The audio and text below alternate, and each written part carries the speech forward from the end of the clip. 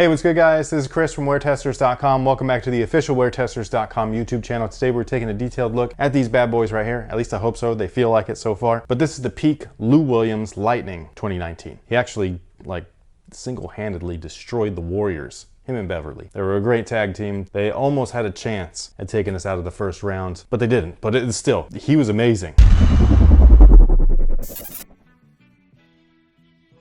Now these guys right here, like I was saying, they're Lou Williams kind of signature shoe with peak. I don't know exactly everything about the sneaker. I don't know if it's catered towards indoors or outdoors, maybe both. Chinese brands tend to do more outdoor focused stuff, but they're also capable of playing indoors. The rubber itself feels very durable, but it also doesn't have a traditional traction pattern either. I don't know what the that is. It kind of looks like a messed up version of crazy explosive traction. It's like they tried to do that, but they went all weird with it.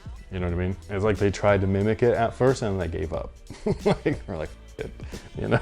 So, that's too hard. But yeah, because right when I'm looking at it, it kind of looks like coral, which is what that stuff was originally designed after. But then all of that, it's not coral.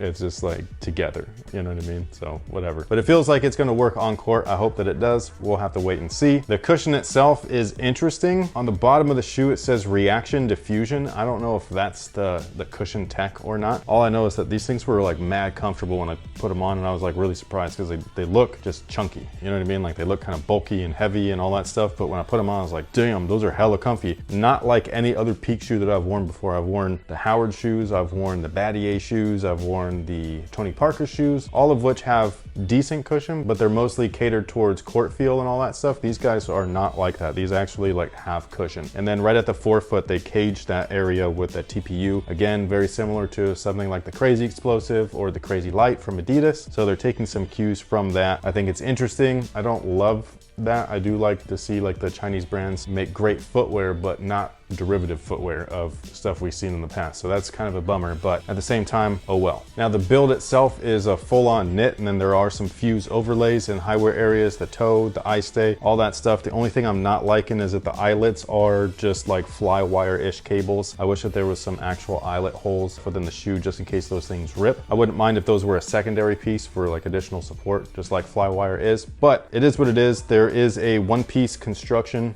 booty style sock on top of that. So again, both of those things, not huge fans of, but they did fit true to size. So whatever you normally wear, these are my normal size 9. I get the same stuff in pretty much everything, and they fit me perfectly. I just hope that my foot doesn't shift and move around and all that stuff once I start running around and playing in them. They do have rope laces though, which I think is cool. This is stuff that you normally see on a Yeezy shoe, and to see them on a basketball shoe, even if these are kind of ugly, right? I wouldn't wear this off court, but the laces look dope. I gotta give it that. The laces look sick. Now there are some signature features because this is Lou Williams' kind of signature shoe. So on this left shoe right here, it just has the Peak logo, but on the heel tab, it actually has the Lou Williams kind of LW right there. It also has that right there. And then on the right shoe's tongue, which I think is awesome, it's got this little cartoon figure of Lou Williams that I just think is cool. It reminds me of Baron Davis's Li Ning line where he had the Beardman logo on the tongue. Do you guys remember that? That's dope. And then on the rear, we have the standard Peak logo. I would have liked to have seen a Lou Williams thing instead because again,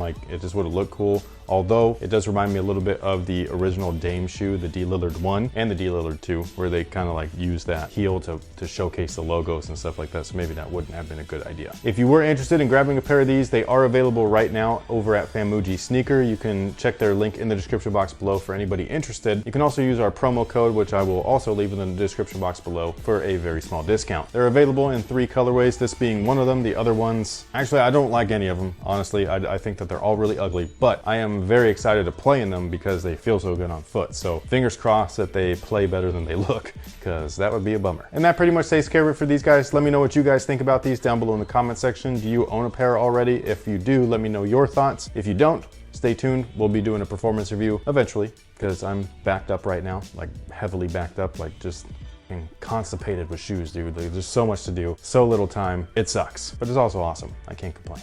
Thank you once again, and until next time, guys, have a good one.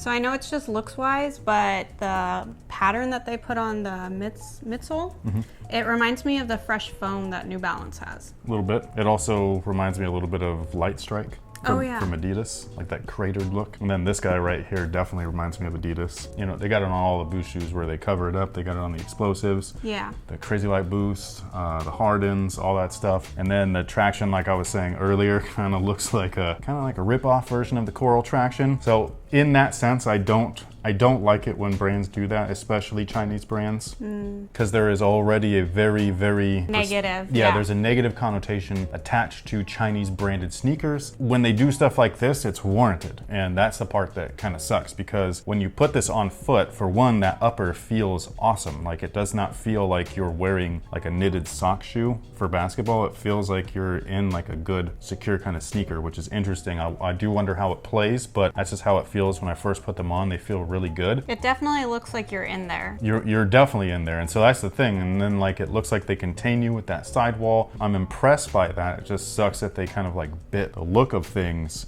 from other things. It's not like subtle. Like they're kind of like right, you know what I'm saying? That's the thing. If you're gonna pay tribute or homage, do it in a very subtle way. This is a little bit too in your face. Speaking of not being so subtle, like these are the lightnings.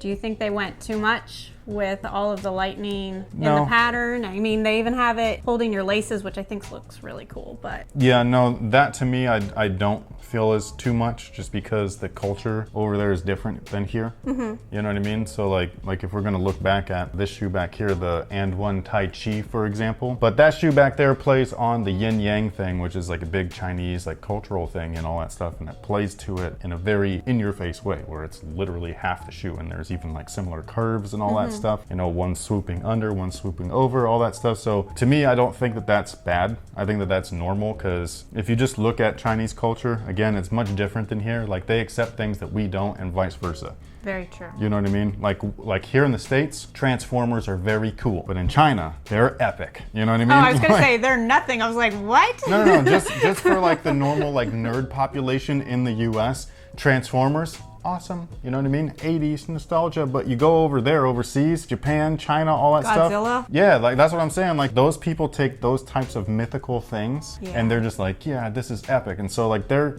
culture's just a little bit different. So when I see stuff like this, like would I wear this casually? No. But would I hoop in it?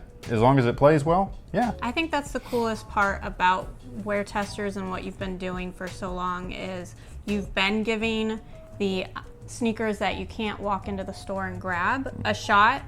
And I mean, we even have writers still who are like, oh right, I should give those brands a chance. They like forget about them because you can't just grab them. That's the problem though, is that it's all about marketing. You know what I mean? Marketing is like in the smallest sense, like just blatantly, it's brainwashing. And it's constantly putting something at the forefront of your mind, so that you're always thinking about it. And this is a Chinese shoe, so obviously the marketing's not geared towards us. You know what I mean? And I think that we were the first channel to feature Chinese branded shoes because I was interested. That's the main thing, like not just with reviews or whatever, but if you're gonna start a business, especially on YouTube, like start a channel or whatever, my main thing, and this goes just for business in general, but my main thing, this is off topic, obviously this is more like life advice. If you wanted to start a business, like my whole thing is like, for one, just do it. Like it's like, there's nothing to lose. Like if you fail at it, like who cares? You know what I mean? Like at least you tried. The thing with business is that like you want to really cater towards an audience. What is that audience? Then you got to look at yourself in the mirror and be like, oh,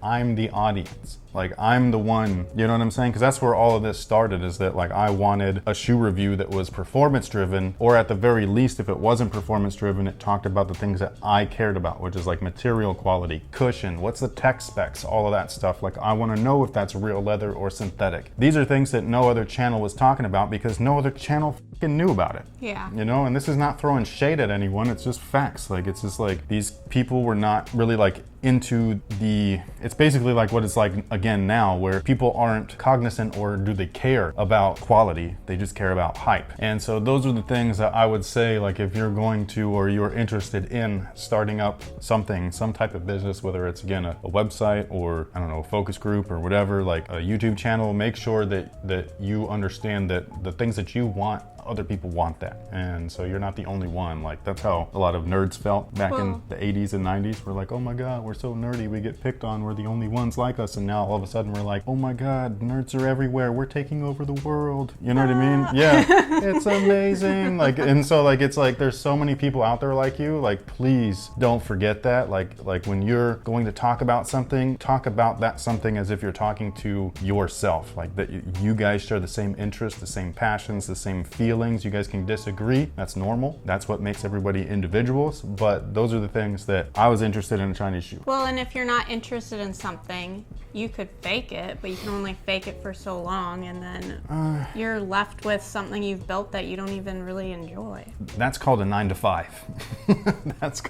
That's called life. You know, like you work at a job because you have to. You're not able to build a passion into a profession where when you wake up in the morning you're like, hey, what am I going to talk about? Sneakers. Yes. Otherwise, like, the only time that you get to do that is when you're maybe at your 9-to-5, and if Joe that you work with happens to be into shoes, but maybe he's not. Maybe he's into blow-up dolls. I don't know.